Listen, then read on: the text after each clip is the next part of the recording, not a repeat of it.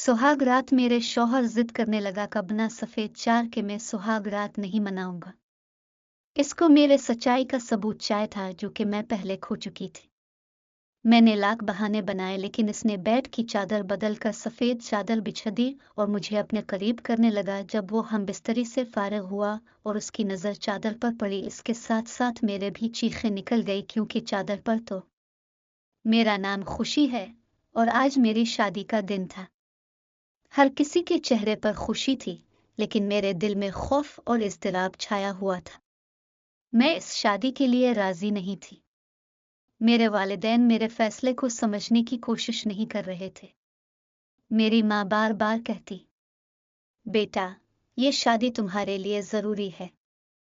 हमने बहुत सोच समझ कर ये फैसला किया है और ये हमारा फर्ज है। तुम हमारे इकलौती बेटी है, इसलिए जीते जीते आपकी शादी हमारे आंखों के सामने हो जाए। मेरे दिल में एक ऐसा राज छुपा हुआ था जो मैं किसी को बताने की हिम्मत नहीं कर सकती थी। मैंने अपनी जिंदगी में एक ऐसी गलती की थी जो अब मेरा पीछा नहीं छोड़ रही थी। ये राज मेरे दिल और दिमाग पर बोझ बन गया था। क्योंकि मैं शादी से पहले ये काम करवा चुकी थी, इसलिए मुझे डर लग रही थी। शादी की तकरीबात खत्म हुई और मुझे दुल्हन के लिबास में मेरे कमरे में भेज दिया गया। मेरा शौहर अमजद एक मुहज्जिब और खुश मिजाज इंसान लग रहा था, लेकिन जब वो कमरे में आया तो उसने एक बात पर जोर दिया कि खुशी मैं चाहता हूं कि हमारी पहली रात रिवायती हो। सफेद चादर के बगैर ये मुकम्मल नहीं होगी। ये सुनकर मेरा दिल धड़कने लगा। मैंने हर मुमकिन बहाना किया लेकिन अमजद ने जिद करते हुए सफेद चादर बिछा दी। मेरी हालत गैर हो रही थी। जब हारिस हम बिस्तरी से फारिग हुआ तो उसकी नजर चादर पर पड़ी। मेरी भी नजर वहां गई और मेरी चीख निकल गई। चादर पर वो निशान थे जो मेरी जिंदगी के सबसे बड़े राज को जाहिर कर रहे थे।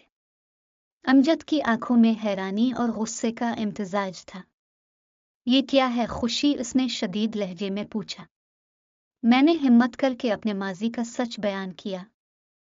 अमजद गुस्से में कमरे से बाहर चला गया और मेरे दिल में खौफ और शर्मिंदगी ने घर कर लिया। अगले दिन इम्र ने कहा, खुशी मैं तुम्हारे माजी को तुम्हारी सच्चाई की वजह से मुआफ कर रहा हूं, लेकिन हमारी जिंदगी आसान नहीं होगी।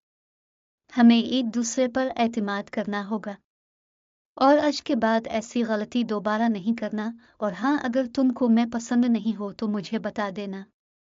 मैं रोने लगी और उनको कहा, आज के बाद मीम कभी भी इस तरह गलती नहीं करूंगा और आप मुझे पसंद अब तो मेरे सर की ताज हो, क्योंकि इतनी बड़ी गलती के बावजूद तुमने मुझे मुआफ किया।